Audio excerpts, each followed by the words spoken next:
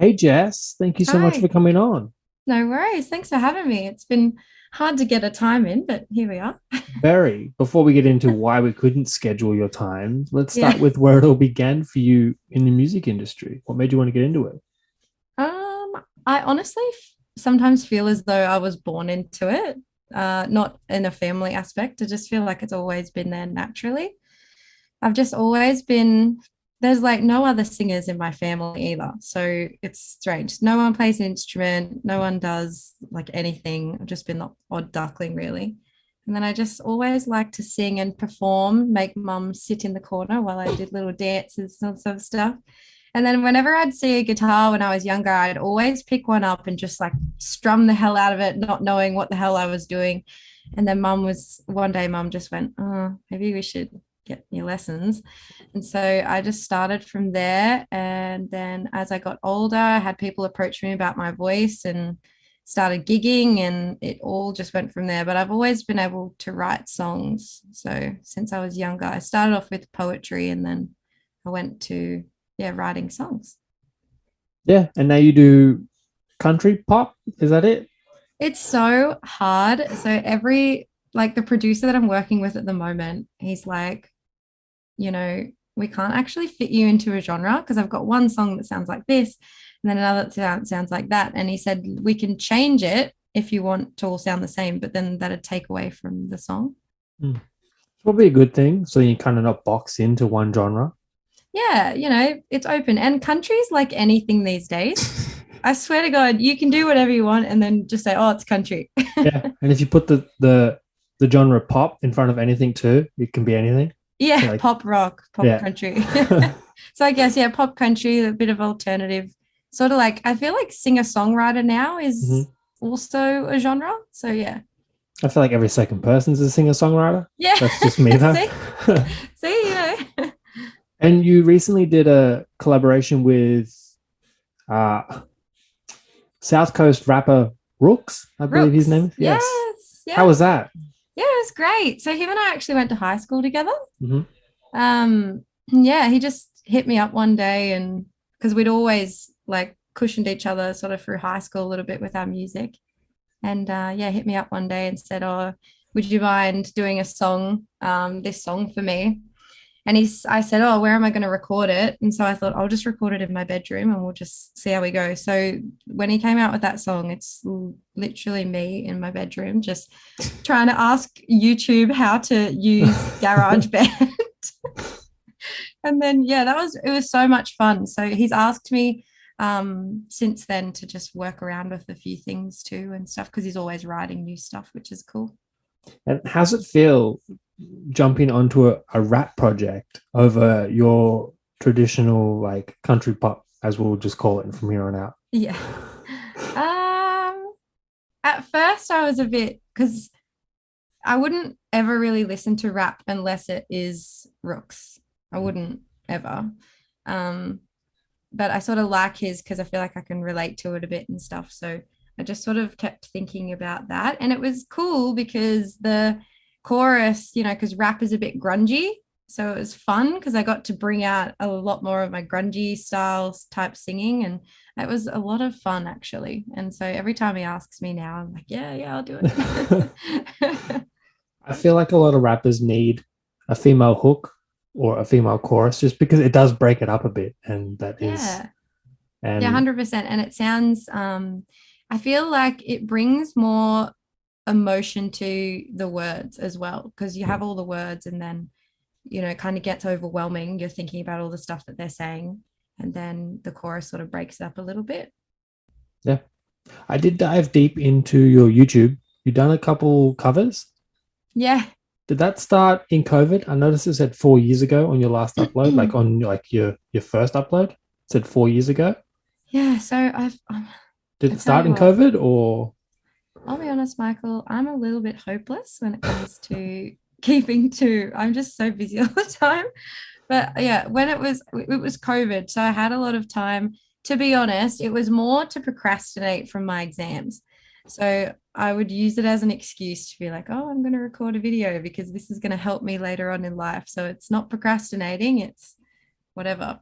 So yeah, I started doing that, and then I was in lockdown last year, which gave me 2 whole weeks. I was in lockdown in this little apartment by myself, and it just gave me time. So I bought a camera.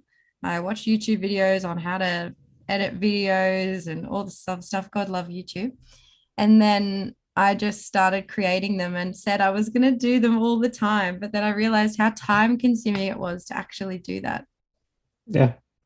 YouTube, when YouTubers say it's a full-time career, it can and is a full-time career for many. Oh, And people just think you sit there and edit videos, but yeah, I it's know. a lot It harder than that. takes forever. And you've got to set the camera up right. And the amount of times where, you've got to get the right lighting. So I had to buy a light lamp. I was just buying all this stuff during my isolation. I didn't know how to use any of it. So yeah, it's a full-time job. I take my hat off to those people that have like full channels where they post every week. Mhm. It could be a mission.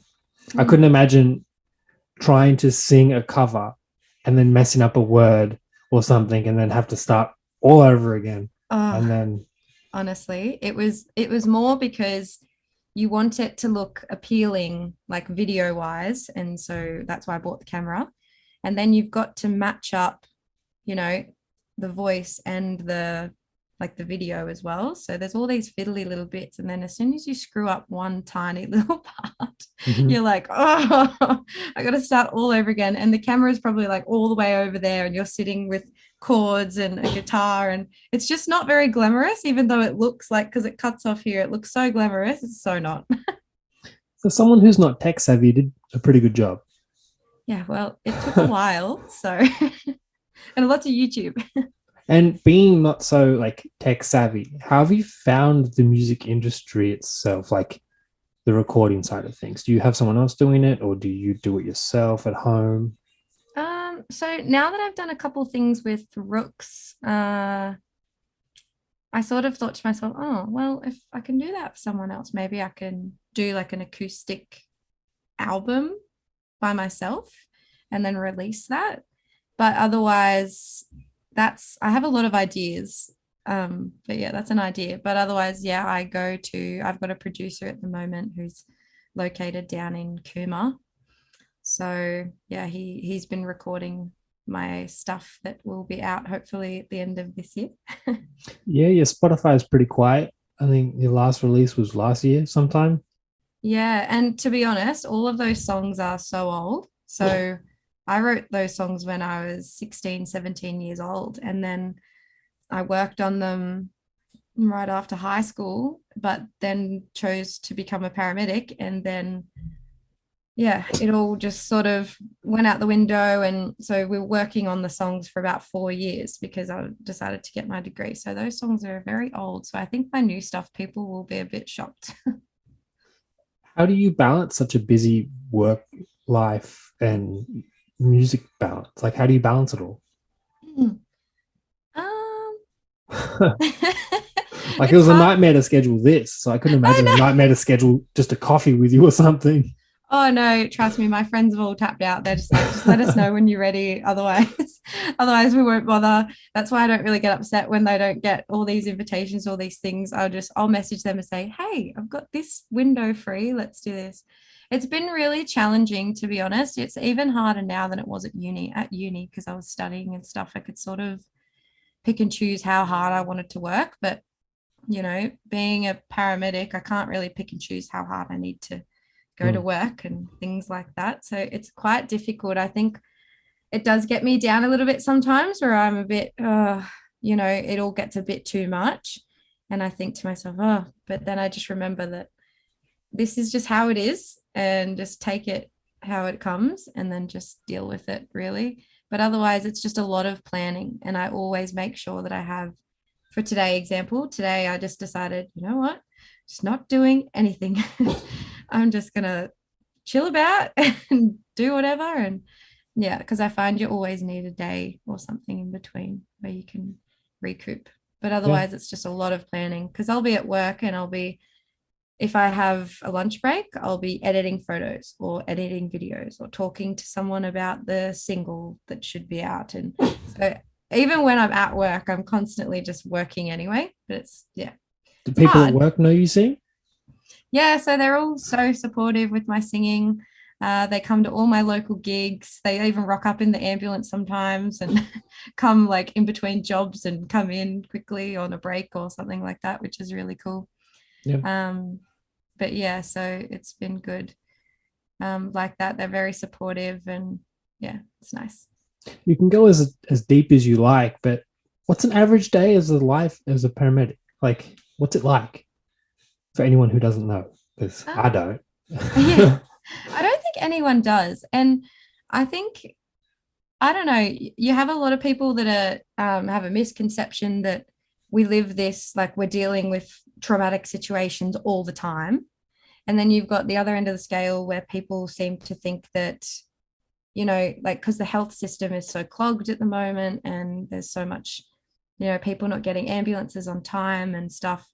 They might misinterpret like us ducking in to get a coffee for why aren't you like Hmm. on a job right now type thing, but really like it's just everything is just go go go. So because I have a busier station from the very beginning of my shift, so it's 12-hour shifts, but a lot of Jeez. the time we do 13 or 14, but yeah, so that's just how it runs and that's just how it goes. Just you got to accept it. But it's yeah, you go go go all day. So sometimes you don't have normal meal times, you don't have normal breaks, you can't book anything like a phone call or anything. You have no idea. So as soon as you get to work, you'll get ready for the day, and then that call that comes in could be something that's really truly awful where you're going to need all your brain power, or it could just be something simple like grandma's fallen over. You just never know. And I that's the part that I like about the job, is that I literally could not tell you what I'm going to do tomorrow. Yeah. Sounds crazy. I assume that would drive many people crazy, like not knowing what their next job would be or not knowing the next step. And here you are Yeah. going, I like it. Yeah. I guess it does keep you on your toes and keeps you thinking. Well, it takes the decision out of my hands, I find, Mm. because I'm really indecisive. so so this way I don't have to decide. It's just happens how it is. Yeah. Yeah. Like, could you imagine if, like, hypothetically, like, oh, do you want to go to a car crash or a fallen grandma? It's like, you're like, Yeah. oh, Well, you'd find that'd be a hard choice because, falling grandma, it's probably an easy job. But then car crash, there's some gun ho people that are like, yeah, I'm going to use all these skills and I'm going to do this and that. how long does it take to become a paramedic? It depends. So some courses run longer, some courses run shorter. Mine was 3 years full time. Jeez. But technically, it's longer because your first year out, you've got to you're on probation.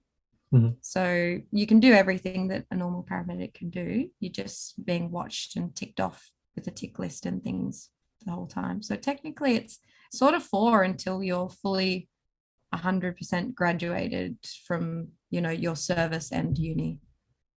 Are you more qualified than a nurse? Okay, everyone, that's like the doom question. Like you don't answer that. I don't, neither of us are more qualified than the others, like than the other. I think it's more like there's so much stuff that nurses know that I don't have an absolute clue about. Like they'll be talking to me about things sometimes and I think, oh, I'm not a nurse. But then there's some things that we'll talk to them about and they have no idea either. So I Yeah. think it's very different. There's just a different scope of practice. Oh, definitely. But One's we all on have to on learn. site, the other one's in a very controlled environment. Yeah, and so Yeah. there's different things with that. So they have to know more about in-house, diseases and medical conditions and things like that, where we have to know more about how to deal with improvisation, like our scenery changes all the time, just random things like that. So Do you have a crazy story that you can get into? Like just the wildest thing you've ever seen? oh, If you want to, no pressure. I don't know if I'm allowed to talk about it. I think it's one of those things where I'm like, oh, I don't know who will see this, so they'll be like, why are Mm, you saying that? no, that makes Um, sense. Otherwise, just I feel like as a generalization, the craziest things you go to are always the least expected. It's just sort of when you rock up and you think a job is going to be one thing, and then you walk out of it going, wow, that just went haywire all of a sudden. But you get, I think, yeah, I couldn't tell you a specific, but we definitely do get to see a lot of what the general public doesn't see. So yeah, I don't know if I can elaborate. No, that's fine. I couldn't imagine it. It'd be like a very uh NDA just keeps coming to my mind. Like Yeah, yeah, very pretty much. Yeah, yeah. because you just never know who's watching or something. Like I could say something to you and you never know. If they see it, they'll be like, is that me? Hey, that's my story. Yeah. I had the knife in my arm that time after I Yeah, flew like in the air. that's my crazy story because that doesn't happen to a lot of people. No, that's crazy. I don't know how you can balance both of it and still have time for music. Like, do you have any advice for anyone who wants to get into music but also has a very busy schedule like yourself? um, I think I would definitely say, actually, no, I have something probably that would help. I'd say I've had to learn to take the perfectionism out of everything. So I like to, I want to be the best at my job and I want to do all these things with music and everything like that. And I find that the more I try and perfect both of them at the same time, the more stressed I get. So if you do have both of them, sure, you can do your best at both of them, that's fine. But don't set unrealistic expectations because it just stresses you out and then you get less done. Mm. So if you want to get into music, but you've got this job, like take all the chances that you can get, but just one step at a time, I think is probably the best advice. No, very good advice. Like a lot of, yeah, as you say, a lot of people try to do and juggle everything at once, and you end up getting nothing done. Yeah, exactly. And Mm. that's why, sometimes I'll take a fair bit of time for my music. So if I've got the time, I just try and weigh it up and I think to myself, like if I find myself scrolling on my phone, like while I'm waiting for, you know, to go through, well, while I'm waiting for my partner to get back from the bathroom or whatever it is, I'll be like, well, I probably could be editing a photo or looking up something for music. Or if I do want to scroll through TikTok or Instagram or something, try and sometimes make it music based or something that I'm going to take from it instead. Yeah. Um, I had a question to follow up on that, and then it just disappeared. I'm probably like, yep, yep, yep. And you're like, No, that's fine. I love people who talk. It's good. It's better for me because I've only got a handful of questions here, and then so when people talk, I bounce back, and then that's what makes yeah. it a very casual vibe. But how do you write your music? Like, do you sit there and sing along in the ambulance, or are you sitting there singing, or do you actually have to sit down and write your music out? A lot of the time, lately, it's actually been different. As I've been getting older, it's different. I've never been one where I've said to myself, okay, I'm going to sit down and I'm going to write a song. Because if I do that and I try too hard, it comes out, you'd almost not believe me that I was a songwriter. You'd be like, what is that? What's that crap? But most of the time it comes out so quickly and so fast. So if I'm upset about something, it's almost like therapy session, really. I'll be upset about something or I'll be feeling a certain way about a particular situation and I'll just go, I'm feeling like crap or I'm feeling really happy. I'm going to pick my guitar up because that's what I like to do, like when I'm feeling either of those emotions. And then once I pick it up and I start strumming, the words just fly out. They come out so fast. And all of my best songs that I've ever written have probably come out in at maximum 30 minutes, sometimes before then. So 20 to 30 Jeez. minutes. So fast that all of my script, like my scribing is just so rough. You can barely read it. But yeah, that's sort of how I write it. Otherwise, lately, I've just sort of been getting tunes in my head while I'm driving Mhm. and then trying so hard to remember them until I can pull over and then adding it to the guitar later. But otherwise, it's almost like I'm not even I know this sounds bad, but it's almost like I'm not even trying sometimes. It just comes out like word vomit. And then I just go through it and then deal with it then. Have you experienced what people call writer's block? Oh yeah. Yeah. Yeah. I hate it. I hate it so bad. Like I almost feel like this is gonna sound so bad, but musically constipated is what you could say. Okay. Literally, like you feel like absolutely awful. I feel like because that's like my passion and the one thing that I feel like since I've been younger, I've actually been, oh, I'm good at this and it's okay to admit that. And then when I can't write a song, all these thoughts come in my head like, oh, you can't do this. Oh, that was it. You're a few hit wonders. That's it. You can't write any more music. And then you have all these things. And then I find that if I have writer's block, I either need something bad to happen to me, which we should never wish for, or I need to go experience something, go do something random, and get myself out of my comfort zone. And as soon as I sort of start getting out of my comfort zone, my writing comes back, which is good. Because I had writer's block for a while, and then I went through a breakup 6 months ago, and bang, open doors. All of these songs just came flying out. Had your Taylor Swift moment? I had my absolute Taylor Swift moment. I think I wrote like 8 songs and I thought, oh my God, are these ever going to stop coming out? And now I actually have a bit of writer's block at the present. So yeah, I must be all healed and ready for a new adventure. You did say that when you have writer's block, you feel like you just feel shit. But have you ever felt like giving up and then just doing your normal 12-hour days? I was saying normal 9 to 5, but you don't have that. Doesn't sound very inviting when you say it like that, does it?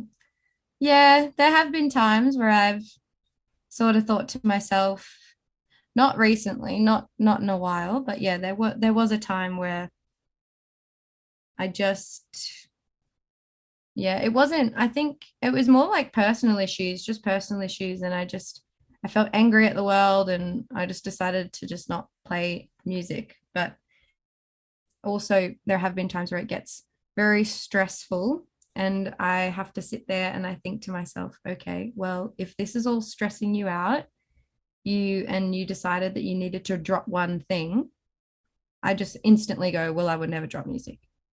Like that's just non-negotiable. I just couldn't do it. And then I'm like, you got to do your full-time job to fund your music. So you're just going to have to sit with it, darling, and deal with it. Would you ever just, like, I know you studied for it and now it's kind of like no real going back, but would you ever just go work at Kmart so you had a little more time for music? I mean, there's nothing against Kmart. I don't think I'd be able to trust myself in Kmart. I wouldn't be able to work there. No, but I get terrible place. You walk in for nothing, you leave with everything. And every single time, and I go to myself, no, and every time I come out with armfuls. Mm-hmm.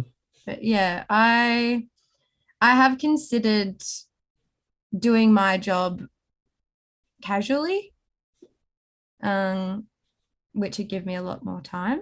Mm-hmm. So yeah, I have considered that. I haven't considered not doing it at all because, as you said, with the degree, because I worked so hard for this degree, and I'll be damned if I'm not going to use it for a little while.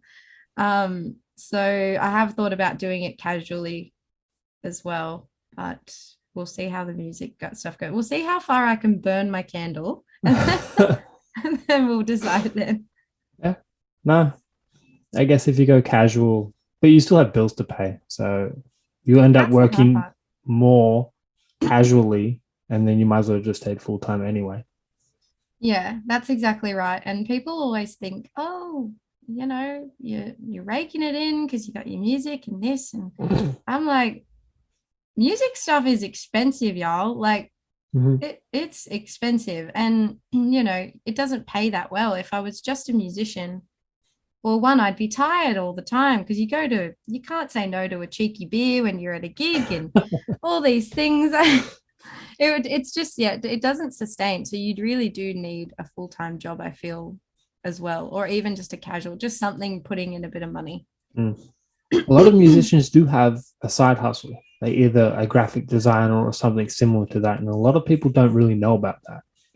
No. And it's, yeah, music doesn't pay at all. I think Spotify pays 0.000382 cents, and then that's nothing per Yeah, stream. So it's literally nothing. Like you can't live off that. I mean, unless you're Beyonce or something, and I don't even think you'd get much from it then.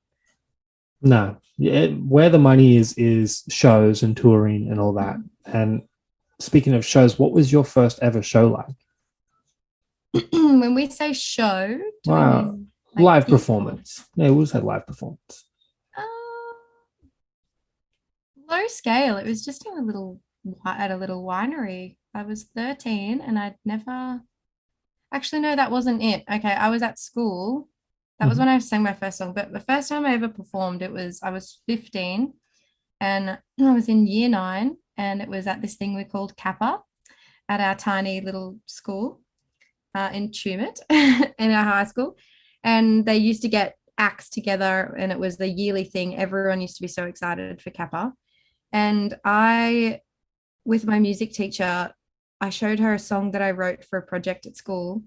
And I think I was the first year nine, like the first one at that school at my age to sing a solo live performance. Like that was my own song. And I was so nervous, and no one knew I could sing.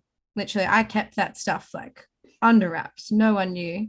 And I remember getting on stage and I was so nervous, and I had my guitar and I was singing this really ridiculous song called You've Got Me, where now I look back and cringe and I'm like, oh God. And I remember hearing whispers at the front saying, is that Jess Crossman? And I remember just sitting up there going, oh God, you better do this, okay? But it was so good. I think that was one of the times where I realized I was like, this is what I want to do. Yeah. Well, it takes a lot of guts to be able to get up on stage in front of your whole school who had no idea you sang, and then just to start singing while everyone's looking at you like, is she going to sing? Yeah, pretty much. And even hearing them at the front, just thinking, oh, No. and then because when my teacher asked me to do it, I remember being like, my song. And she goes, yeah. Like, oh, um, yeah, sure. Why not? Because the only other people that knew were people in my music class. So, but yeah, it was very it was good. So I got a lot of attention after that at school, not in that way, but just more like, oh, how come you didn't tell us? And Hmm. all this stuff. And then yeah, it was good. It was good for a confidence boost sort of thing to get me out again. Because they So didn't boo. So yeah, well, was that your own personal song? Like you wrote it all yourself? yeah. Even then, that takes even more courage. Like it wasn't a cover, so that people knew what you were singing. It was literally all your own. And I Yeah. don't think they're going to boo. They're at a school. Is your school that bad?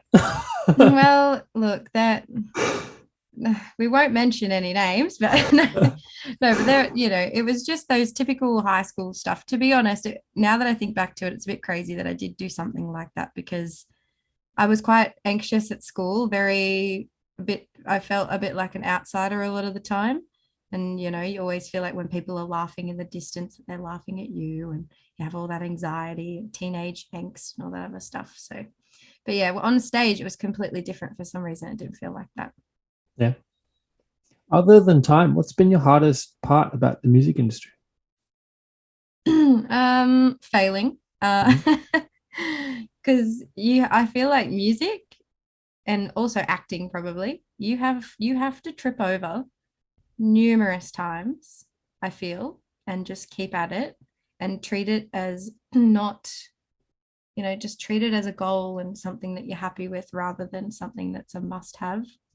Because I think there's been so many times where I think, oh, this is going to be a hit video, or this, like, constantly posting videos and things online and stuff because that's the new future, really. And then not getting many views. It's sort of, I think the hardest part about it has been trying not to get discouraged by other people's points of view. Mhm. So I think that's probably the hardest thing about it. And you just got to keep at it and just almost like practicing for something. You constantly, and just appreciating the slow burn rather than the one hit wonder and then nothing. Yeah. Yeah, you could be the guy who did the song "You Didn't Have to Cut Me Off." You didn't. Uh, It's um, Somebody that I used to know. That's it. That's the song. Yeah, What's he called? I can't even remember. yeah. But he was a one-hit wonder. Never came Where did back. he go? Never came back. He's So you don't want to gone. be that guy. So the slow burn is a better process than one-hit wonder. Yeah, I agree. I definitely agree. It's just hard to accept that sometimes because you go, oh, would Yeah. it just happen already? But then, you got to trust. 10, Trust. 10 hours apparently, but Yeah. who's counting those? Yeah, no, he's counting. How many songs you've got just stacked up, ready to be released? Like we haven't heard from you in a while. You did the collaboration with Rooks, but how many have you got just sitting there ready? And how many have you got but we'll never ever see? Uh, in total, I have probably 100 songs. And that's not saying that they're all good, but there's papers and papers and papers that I just keep up in my cupboard of just so many songs, and they just sit up there. Otherwise, ones that you guys will hear probably, I've posted them just on my Instagram and socials and stuff every now and then. There's a fair few of them, but otherwise, for the ones that are ripped, roaring, and ready to go, there's 3. So, Jeez. yeah, but I think the plan is to bring out singles, and then because the other thing is finding time to record them. Mm-hmm.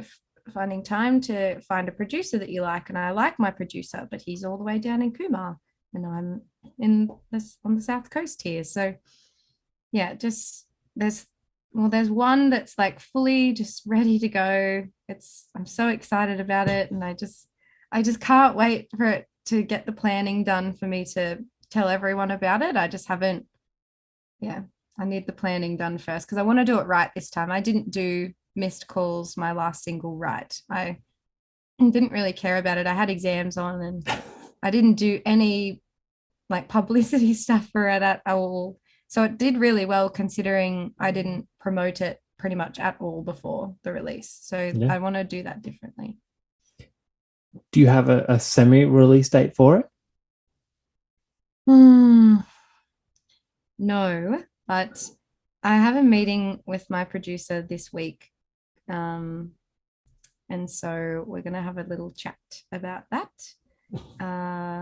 and see, because I have 3 weeks leave at the end of the year, around November.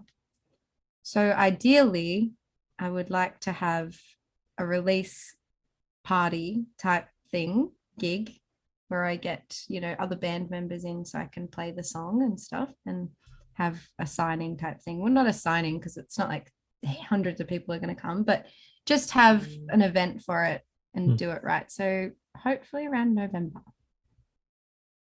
I'd say, geez, that's ages away, but at the rate this year's been going, it'll be next week. I know. That's why I'm terrified. I'm like, oh my gosh, I need to get this sort of sorted now and pull my finger out. I've got an idea for, the cover of it and everything. And I've already got some mates of mine that are influencers on YouTube to help me with videoing and everything like that. Everything's lined up. It's just about the dates. I just have to pick the dates. So yeah, finding that time in your busy schedule, I guess.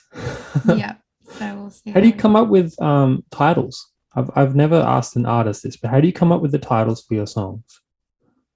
It's actually really hard. So my mum used to always laugh because I'd play a song and then people would be like, "What's it called?" And I'd sit there and be like, I don't know. It doesn't have a name.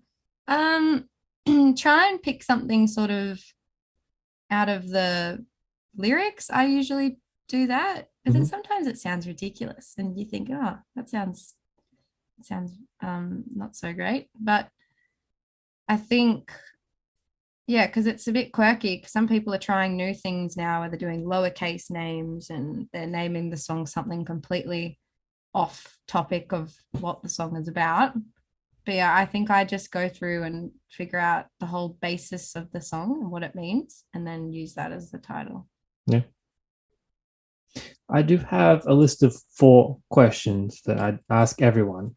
Okay. What's your favorite food? Oh, my favorite food. Oh, that's hard. Usually, that's a big generalization. This is like what's favorite food. It's not something that I eat the most, but it is my favorite food. It'd be watermelon. Yeah, that makes sense. Watermelon's good. Yeah. Yeah, I like watermelon. Even Yeah. though it's my favorite food, I barely ever eat it. I know it's really random. No, it's expensive. So And you got to get um a good one. exactly. And when you get a really crap one and you're just like, oh, do you get a whole one or you get a quarter when you get one? I have to get a quarter because Yeah. I like to see what it looks like. And Yeah. I'm that weird person that'll give it like a little pinch at the top. That's probably like so not this is like before COVID times, probably. Like I'll give it a little pinch at the top and I'm like, oh, it seems all right. It's a weird, most people just like tap it, but here you are pinching the top of the watermelon. Not really hard, just a little like just to feel the Go consistency to of it. Coles, pinch marks in all the watermelon. Jess has been here. That would be, even though it's me. Oh. Netflix or Disney Plus? Oh man, you're killing me with these questions. Oh, I have to say Netflix Yeah. What are because you like watching a on lot of my Netflix? favorite shows are on there. But then, if I'm hungover, Disney Plus Mhm. because I like to watch kids movies when I'm hungover. What are you watching on Netflix? Do you have something that you've just watched or recommend? Oh, at the moment, it's not everyone's cup of tea, but I'm watching. So I'm that awful person that just like if I actually did have a boyfriend right now, they'd be so annoyed at me because I don't watch one show religiously. I'm sort of a bit like, oh, I'll just watch this tonight, and then I watch that tomorrow night. But I love Schitt's Creek. I watch that, Mhm. and I watch Brooklyn Nine-Nine. Mhm. Um, but I've just been watching The Royals on Netflix. Mhm. Seen it, So haven't clicked it. yeah, so it's not everyone's cup of tea, but it's sort of like this modernized royal family. So they're all a little bit screwed up, and the princess parties a lot, and she's like really funny. And it's just like a really funny take on what the royal family might be like if it was modernized and not, sort of just Old how they school. are at the moment. Yeah. I don't know if you game at all or what your setup is like at home, but Xbox or PlayStation? I have to say, I don't game, but I'd have to say PlayStation because I don't know how to use an Xbox. You pass me an Xbox remote control, and I'll look at it and go, I have no idea what to do. Because I've always had PlayStation as a kid. Mhm. They're kind of the same. It's just X, I think, is square, and I won't get into it because it's See what I mean? That's yeah, confusing. yeah, I guess. No, I'm And so glad my roommate has a PlayStation, to be honest. yeah, there goes your time. Yeah. Last one. What's your biggest conspiracy? Oh, these questions are so like, oh, um, let me try and think of one. This is hard because I've heard some doozies where I'm like, maybe. Uh, okay, ocean conspiracies.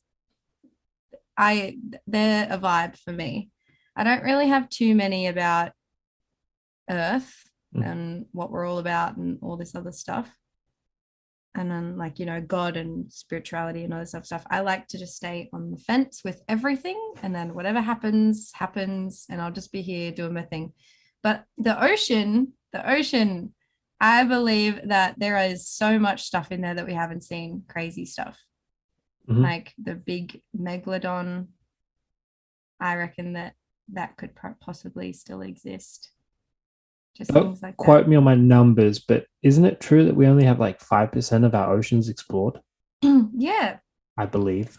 I don't think I couldn't quote numbers either, but yeah, I feel like there's just so much about the ocean we don't know and so many random things. But if we're talking conspiracies, like I do believe that there could be aliens, and people are going to think I'm crazy for saying that, but I have watched a fair few late night YouTube documentaries that are probably a load, but I'm always a bit like, maybe. It, I don't think it's much of a conspiracy anymore.